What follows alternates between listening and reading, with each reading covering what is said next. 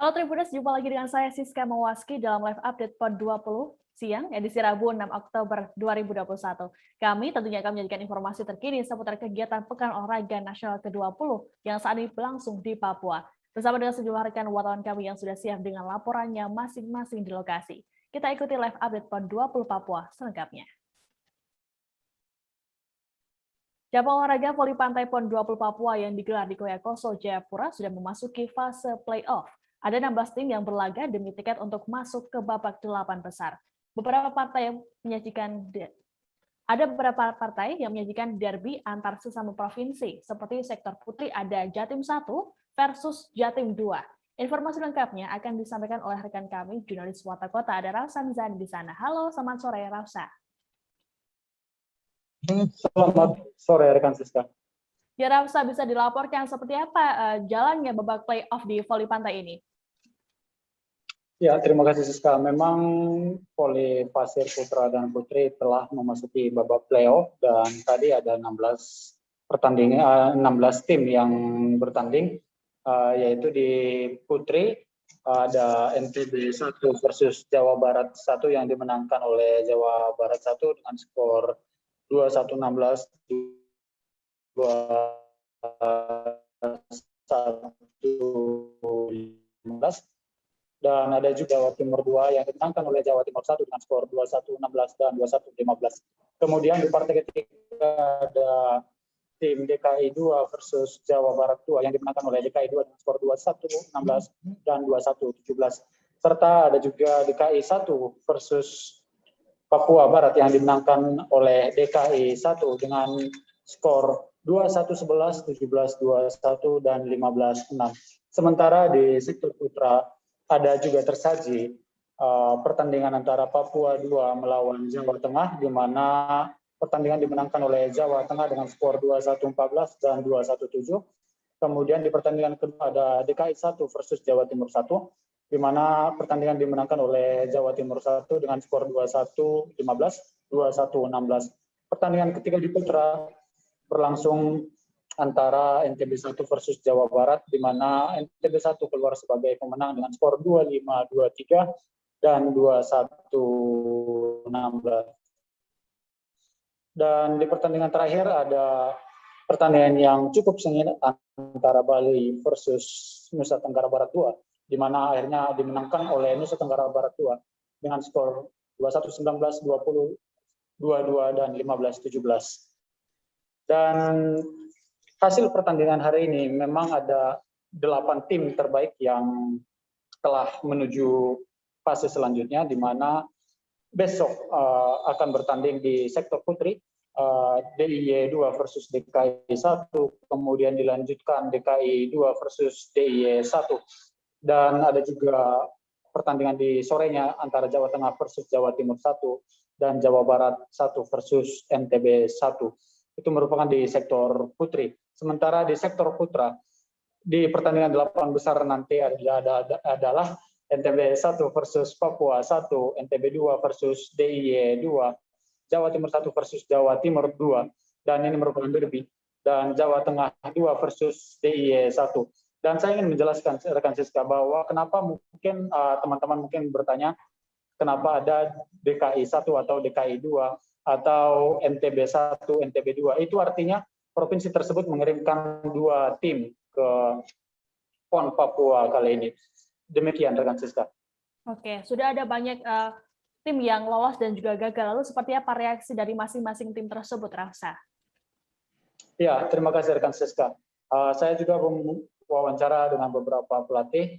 Pertama pelatih voli putra dari Jawa Timur, Coach Andi Ardiansah, di mana pelatih dari Jawa Timur ini merasa bangga dan juga sedih. Karena apa? Karena di babak 8 besar, kedua tim yang ia bawa dari Jawa Timur ke PON Papua akan bersua di 8 besar dan akan saling mengalahkan. Namun satu hal yang pasti, Jawa Timur pastinya memastikan 1 tim di babak semifinal. Dan dirinya mengatakan bahwa ia dan pelatih dan rekannya sesama pelatih akan berunding lagi pada malam ini untuk menentukan apa yang terbaik untuk Jawa Timur, di mana dua tim ini, Jatim 1 dan Jatim 2 adalah boleh dibilang adalah tim yang selalu berlatih bersama dan juga tidak mau kalah untuk laga 8 besar besok.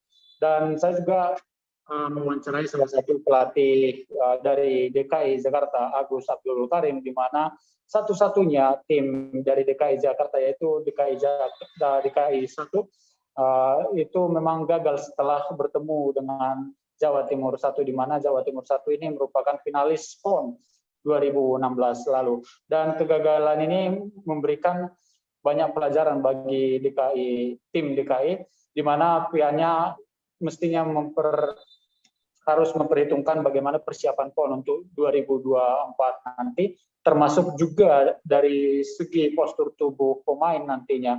Dan pembinaan juga harus digenjot dari sekarang supaya nantinya siap untuk PON 2024.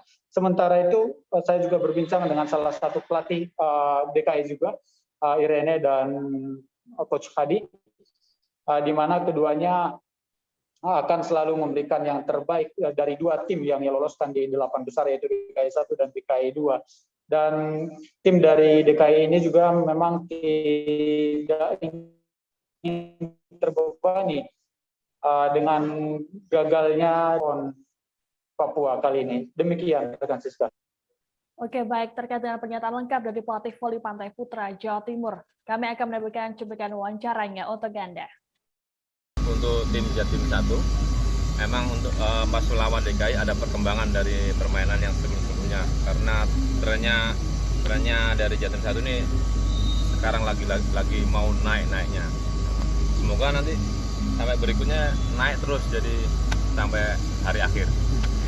Coach, ini saya tidak tahu bagaimana perasaan Coach nih, apalagi di babak semifinal ketemunya adalah Jawa Timur 2. Dan Coach sendiri juga yang membawa dua tim ini. Bagaimana Coach untuk laga ini? Saya tidak tahu apakah di sini khusus ada pembicaraan strategi khusus dan di tim 1 khusus seperti itu atau bagaimana? Sebenarnya tim Jatim 2 dan Jatim 1 ini dalam latihan, mereka udah latihan lama, udah mengorbankan banyak waktu. Sebenarnya levelnya sama, hampir sama. Yang Jatim 2 lebih muda, yang Jatim 1 lebih tua emang. Tapi kalau lagi sparring emang saling mengalahkan. Jadi saya merasa sedih. Saya nggak tahu, habis ini mungkin ada pertemuan antara pelatih-pelatih semua, ngajak bicara gimana ini anaknya. Nanti kita umumkan nanti malam. Jadi saya akan berpesan ke atlet saya yang mewakili di 4 besar besok, tolong berjuang semaksimal mungkin. Berjuang semaksimal mungkin dan tidak mengecewakan yang sudah yang dikalahkan. Misalkan besok Jatim 2 kalah, jadi biar nggak kecewa gitu loh. Jadi yang mewakili kalau bisa semaksimal mungkin berjuang nanti untuk Jawa Timur. Sebenarnya kalau dari dua tim, mereka tidak mau ngalah semua. Oke. Karena mereka merasa maksudnya tuh udah latihan, udah begitu lama, berkorban begitu banyak. Jadi nanti kita bicara lagi antara pelatih sama manajer, nanti kita berbicara. Nanti malam kita berunding gimana caranya. Kalau emang keputusannya harus mengalah salah satu, ya gimana lagi? Demi Jawa Timur juga. Oke. Sebanyak 12 kontingen mengikuti pertandingan beregu cabang olahraga bulu tangkis PON 20 Papua di Gor Waringin, Kota Jayapura. Technical Delegate Cabur Bulu Tangkis Mimi Irawan mengatakan, ke-12 kontingen itu menurunkan kategori putra dan putri. Untuk diketahui, pertandingan bulu tangkis PON Papua ini digelar sejak kemarin Selasa 5 Oktober hingga Rabu 13 Oktober mendatang. Lalu seperti apa jalannya pertandingan bulu tangkis di hari kedua ini? Sudah terhubung bersama saya ada Hendrik Rewapatara dari Tribun Papua. Halo, selamat sore Hendrik. Iya, halo, selamat sore rekan Siska dan juga Tribuners. Hendrik, bisa dilaporkan provinsi mana saja yang ikut dalam pertandingan beregu cabur bulu tangkis ini? Iya, baik, terima kasih rekan Siska. Dari hasil wawancara bersama Technical Delegate Cabur Bulu Tangkis Mimi Irawan, ia menjelaskan bahwa sebanyak 12 provinsi yang mengikuti dalam cabur bulu tangkis ini ya, di mana ada Provinsi Papua sendiri sebagai tuan rumah, terus Provinsi Jawa Barat, DKI Jakarta, Bengkulu, Jawa Tengah, Papua Barat, Maluku Utara, Jawa Timur, Lampung, Bali, dan Kalimantan Timur. Begitu rekan Siska. Oke, ada cukup banyak kontingen yang mengikuti pertandingan ini. Lalu seperti apa hasil pertandingan pada partai yang digelar tadi pagi? Iya, rekan Siska, untuk hasil dari pertandingan pagi tadi yang digelar jam 9 waktu Papua, di mana yang dari rekapan panitia, beregu putra grup A, di mana tim Papua harus kembali menerima kekalahan ya dari Kalimantan Timur dengan skor yang sangat telat, di mana 4-1. Kemudian beregu putra grup B, Sulawesi Utara mengalahkan Papua Barat dengan skor yang sangat telak juga, yakni 4-1. Sedangkan untuk beregu putri, grup E, di mana Bengkulu mengalahkan Banten 2-1, dan beregu putri grup Q, Maluku Utara mengalahkan Jawa Tengah dengan skor 3-0. Begitu rekan Siska. Oke, berdasarkan laporan Anda pada kemarin, banyak sekali masyarakat yang datang ke venue saat pertandingan. Lalu seperti apa animo masyarakat di hari kedua pertandingan ini? Iya, dari pantauan saya di dalam venue Gorwaringin ini sendiri terpantau sangat ramai ya, di mana tadi pendukung yang mendominasi Gorwaringin ini sendiri dari Sulawesi Utara, di mana mereka sangat antusias meneriaki pemainnya, yaitu tim Sulawesi Utara yang bertanding. Begitu rekan Siska. Dan informasi tambahan bahwa sedang berlangsung game atau partai yang jam 2 siang sedang berlangsung, saya akan terus mengupdate terkait cabur bulu tangkis itu. Demikian rekan Siska. Oke, kami tunggu terus updatean dari Anda. Baik, terima kasih Hendrik Rewapetara atas laporannya. Tribuners, kami akan menampilkan cuplikan wawancara dari Technical Delegate Cabur Bulu Tangkis, ada Mimi Irawan. Berikut tayangannya untuk Anda. Kalau untuk bergu ini 12 putri, 12 putra. Gitu. Nanti perorangan itu 20 pemprov. Totalnya semua 20 pemprov. Tapi untuk ikut bergu ini hanya 12 pemprov, putra dan putri. Yang lainnya nanti perorangan. Ya, karena kan biasanya yang banyak bergu itu adalah Pulau Jawa, banyak pemainnya. Kalau luar Pulau Jawa itu sangat terbatas begitu. Pelatnas yang junior ya, yang itu tergantung pemprovnya. Sulawesi Utara berhasil maju ke babak 8 besar silat kelas B putra setelah mengalahkan Riau. Pertandingan ini digelar di Gor Toware Sentani, Kabupaten Jayapura, Papua pada Rabu 6 Oktober. Pesilat sulut Hidayat Limono memenangkan laga pertamanya di PON 20 Papua dengan angka telak 71-37 atas atlet Riau Mahendra. Dalam keterangannya, Hidayat mengaku kunci kesuksesannya yakni strategi menyerang lawan selama bertanding. Informasi lengkapnya akan disampaikan oleh rekan kami dari Tribun Manado, ada Fernando Lumowa di sana. Halo, selamat sore, Fernando.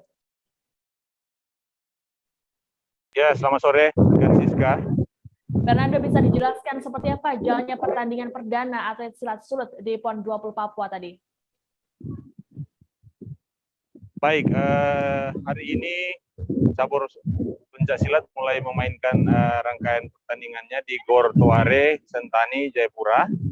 Dan kebetulan atlet Sulawesi Utara itu yaitu Hidayat Limono menjadi atlet langsung berlaga di laga paling pertama menghadapi atlet dari Kepulauan Riau, Yuda, dan pada laga perdana ini atlet Sulawesi Utara yang turun di kelas 40 di kelas B mampu mengalahkan atlet dari Riau ini dengan angka telak. Jadi demikian. Oke, Fernando. Lalu untuk menuju ke babak 8 besar nantinya, apa yang dipersiapkan oleh Hidayat?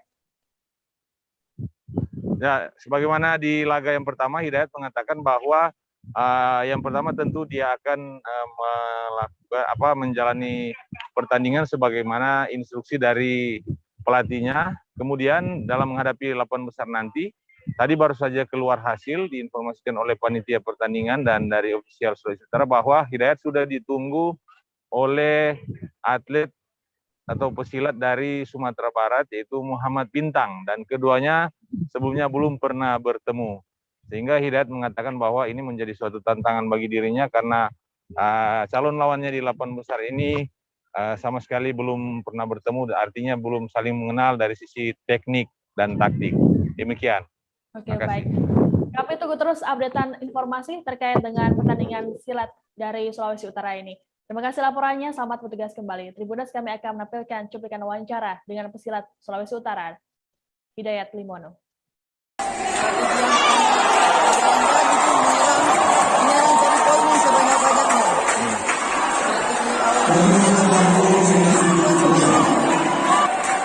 yang dipikirkan waktu itu? Yang dipikirkan itu pas B2 itu dia sampai akhir itu defense, mempertahankan poin yang sudah tinggi.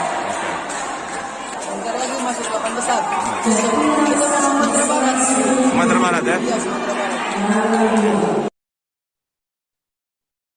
Atlet biliar Papua James Lengkang berhasil menyabet medali emas di nomor pertandingan one cushion single pada Selasa 5 Oktober malam.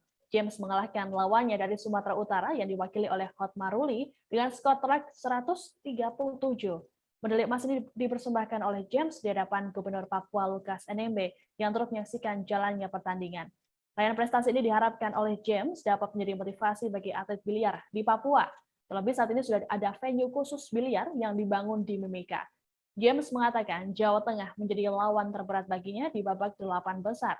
Pasalnya, Jawa Tengah diwakili oleh atlet nasional. Tribuners, saat ini kami sudah terhubung dengan jurnalis Tribun Papua Ridwan Sengaji yang akan melaporkan informasi ini secara lengkap untuk Anda. Halo, selamat sore Ridwan.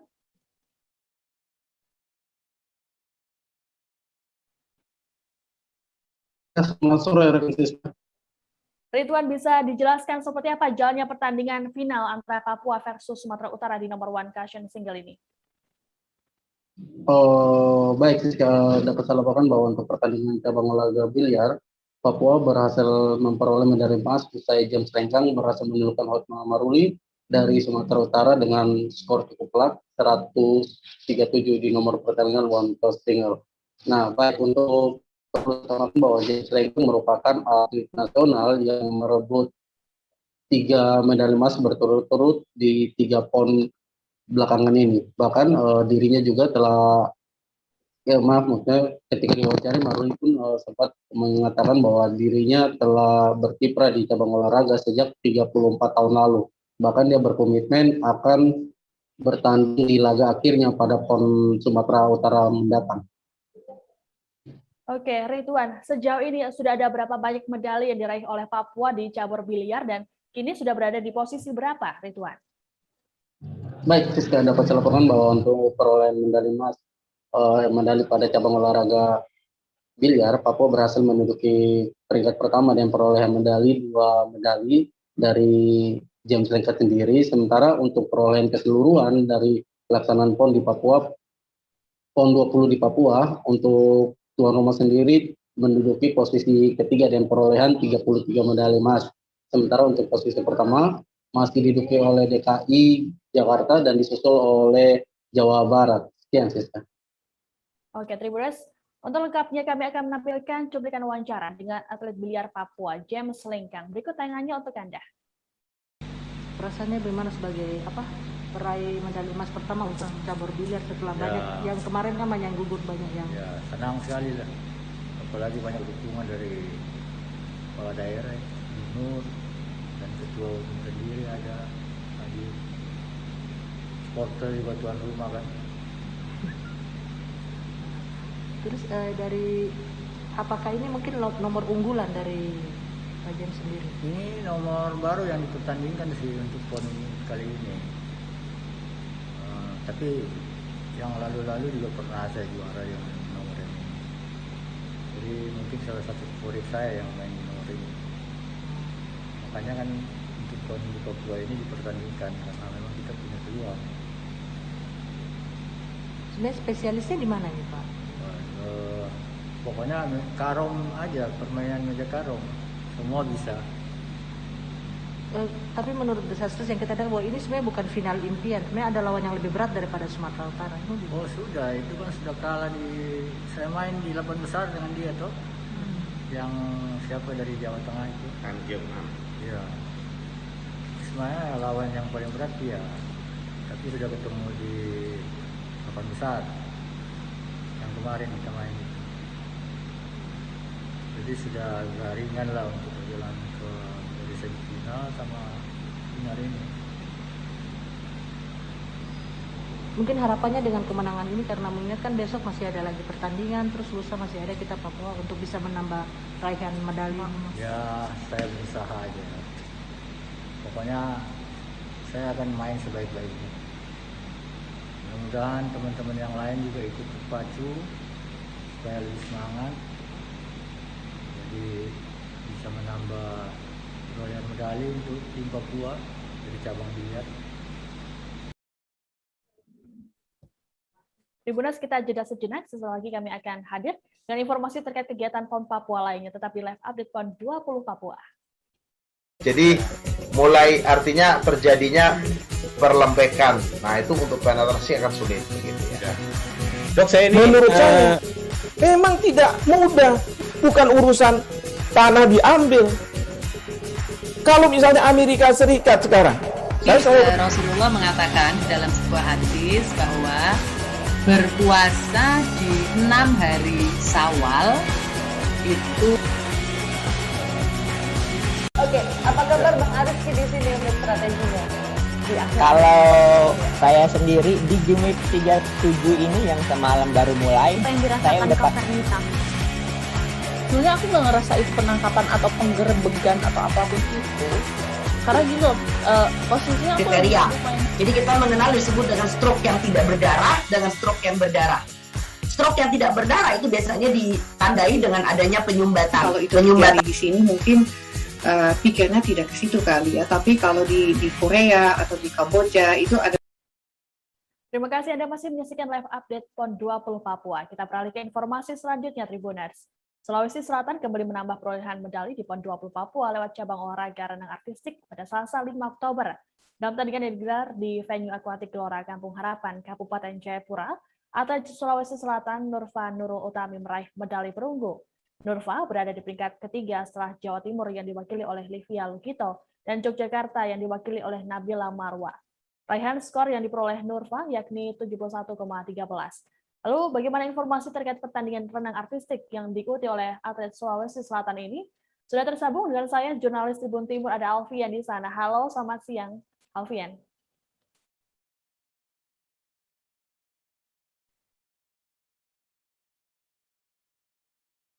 Alfian, bisa mendengar suara saya? Halo. Oke. Alfian, bisa dijelaskan apakah raihan medali perunggu ini sebelumnya sudah menjadi target dari renang artistik Sulawesi Selatan di nomor solo?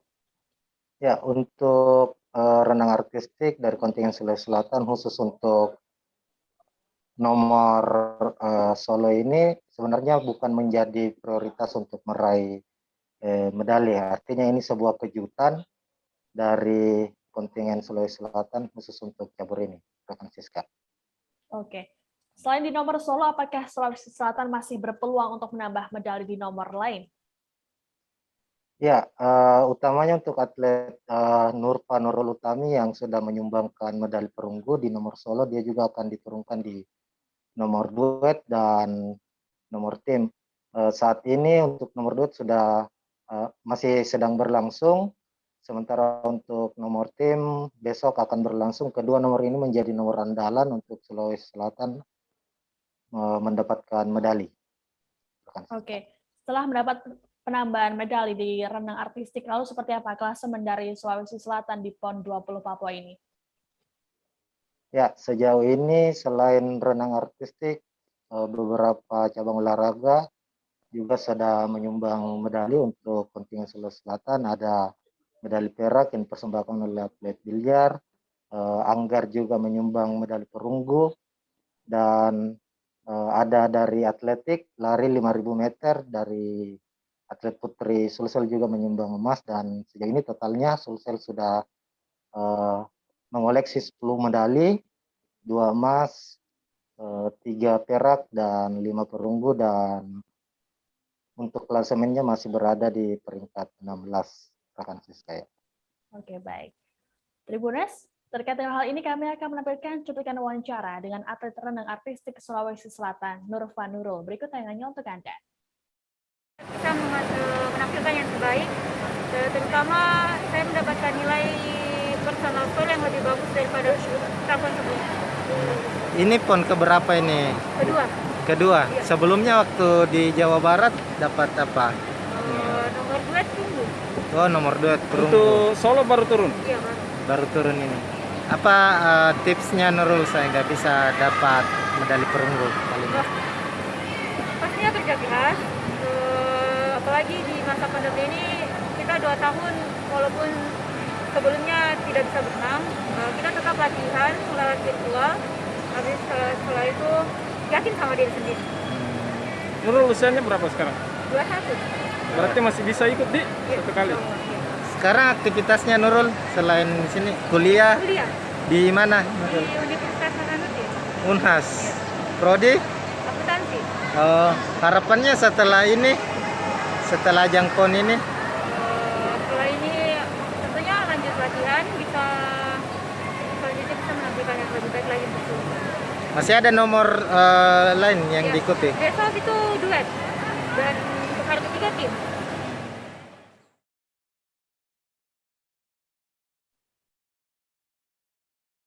Pengunjung PON 20 Papua kini tak hanya bisa menikmati keindahan alam yang ditawarkan oleh Bumi Cendrawasih. Para pengunjung kini juga dimanjakan dengan fasilitas membaca secara gratis yang disediakan oleh perpustakaan keliling di venue Dayung Telugio Teva, Jayapura. Perpustakaan keliling tersebut menggunakan sebuah mobil pick-up yang bagian belakangnya sudah dimodifikasi dengan rak-rak buku. Pengunjung pun tidak perlu khawatir kesulitan menemukan tempat untuk membaca. Hal ini lantaran perpustakaan keliling juga menyediakan kursi dan meja. Untuk mengetahui seperti apa perpustakaan keliling di PON 20 Papua ini, kami sudah terhubung dengan rekan kami, Abdul Majid dari tribunnews.com. Halo, selamat siang, Majid. Halo, selamat siang, rekan Siska dan Anda berada. Majid, bisa dijelaskan apa tujuan dari diadakannya perpustakaan keliling yang ada di venue-venue di PON Papua ini? Ya, rekan Siska, benar. Selain masyarakat Papua dan penonton menyaksikan pertandingan khususnya di venue pertandingan Dayung tadi, saya melihat di area ada perpustakaan keliling di mana ada sebuah mobil yang disulap atau dimodifikasi. Belakangan ada sebuah rak-rak yang diisi oleh buku-bukuan. Nah, Bu Dorce selaku petugas dari perpustakaan keliling mengatakan bahwa hadirnya perpustakaan keliling ini selain untuk memeriahkan PON 20 juga untuk memberikan atau mengedukasi para masyarakat untuk bisa aktif membaca. Perpustakaan ini juga gratis untuk semua yang ingin membaca di tempat, dan apabila untuk bisa meminjam bisa ke perpustakaan Papua sendiri yang ada di Kota Baru. Oke, ini kan menarik sekali ya. Jadi selain pengunjung dapat menikmati pertandingan atau menyaksikan pertandingan, juga bisa membaca di sana. Lalu apakah perpustakaan keliling ini hanya disediakan di venue Dayung saja? Majid? Ya, Bu Dorce sendiri mengatakan untuk sampai saat ini sudah ada 5 mobil perpustakaan keliling yang tersebar di 5 venue. Di antaranya ada di salah satu di venue Dayung, kemudian di Gor Stadion Lukas NMB, di kantor gubernur, di Gor Poli Koyakoso, dan di Gor Universitas Cendrawasih. Oke, lalu terkait dengan jam operasionalnya, Majid, seperti apa? Ya, untuk jam operasionalnya sendiri diadakan sekitar jam 8 tergantung dari venue itu sendiri untuk mengadakan pertandingan. Contoh di venue Dayung itu sudah di perpustakaan keliling itu sudah tiba di situ dan sudah menggelar itu sekitar pukul 9, dan hari ini karena pertandingan sampai sore, perpustakaan keliling membukanya sampai sore hari. Oke, jadi menyesuaikan dengan jam pertandingan di sana ya. Lalu buku apa saja yang disediakan dan juga bagaimana seperti antusias dari para pembaca di sana? Ya, untuk antusias sendiri ketika tadi saya pagi ke sana memang belum terlalu banyak ya. Masyarakat akan melihat pertandingan ketika memasuki final. Kemungkinan besok masyarakat akan banyak menikmati, dan tidak hanya masyarakat yang menonton, para relawan juga dalam jeda ketika jeda pertandingan mereka meluangkan waktunya untuk membaca buku. Dan buku-buku yang disediakan oleh perpustakaan keliling ini cukup lengkap ya, mulai dari ada yang keagamaan, sains atau ilmu pendidikan, bahkan ada buku-buku tentang hal-hal seperti sastra dan lain-lain. Siska. Oke, baik. Jadi untuk para pengunjung tidak perlu risau ya. Jadi perpustakaan keliling ada di sejumlah venue di PON Papua. Dan silakan langsung diserbu ya, ada mobil perpustakaan keliling di sana. Baik, Tribuners, kami akan memberikan cuplikan wawancara dengan pustakawan Madia dan Dorce Duma. Berikut tayangannya untuk Anda. Ini dari bidang perpustakaan, ya, ikut meramaikan PON, dibagi di berapa tempat? 5 venue, ada 5 venue. Kami layani perpustakaan. Stadion Sentani, terus di kantor gubernur, terus di Koya, terus di Uncen. Ada 5, Bu. Ada 5. Kemarin saya dengar tagline-nya itu membudidayakan membaca ya, Bu ya. Iya. Tagline sebenarnya itu apa, kayak gimana, Bu? Ini untuk membudayakan membaca di Papua, sehingga masyarakat yang ada di lingkungan Papua bisa mengenal perpustakaan yang ada. Kebetulan perpustakaan yang ada di sini ada di Kota Raja. Kota Raja. Ya, di Kota Raja. Itu untuk melayani masyarakat secara umum. Dari kalangan dewasa sampai anak-anak. Kami siap untuk melayani di perpustakaan Kota Raja.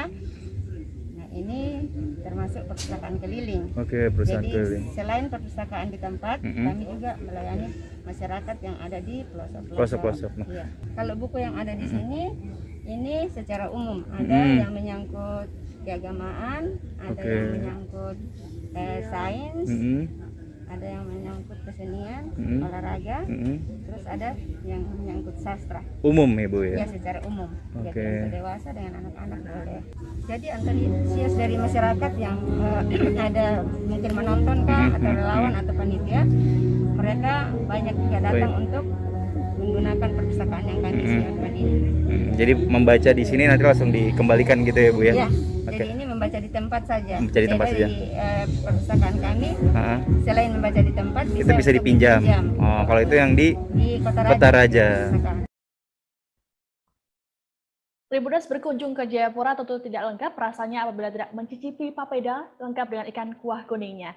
Salah satu referensi tempat makan untuk mencicipi kuliner lokal ini ada di Warung Kombrov. Warung Kombrov ini terletak di kawasan Pantai Hamadi, Distrik Jayapura Selatan, Kota Jayapura. Lamanya kawasan wisata ini membuat Esther Maitindom bersama dengan sang suami berinisiatif membuka tempat makan ini untuk para pengunjung. Nah, rekan saya, Radif Setiawan, yang sudah berjalan-jalan di sana akan memberikan informasinya untuk Anda. Langsung kita sapa, halo, selamat siang, Radif. Siang, Siska, dan juga Tribuners dimanapun kalian berada. Ya, Radif nampaknya sudah kenyang ya menikmati papeda di sana ya? Ya, Isis. Oke. Radif, bisa dijelaskan apa saja yang disajikan di kafe Warung Kombrov ini? Baik, Siska, selain menyuguhkan keindahannya di Pantai Hamadi ini, Warung Kombrov juga memiliki daya tarik tersendiri agar masyarakat tetap merasa ada di Papua. Jadi, kafe yang berdiri sejak tahun 2020 ini mengusung konsep menjaga alam.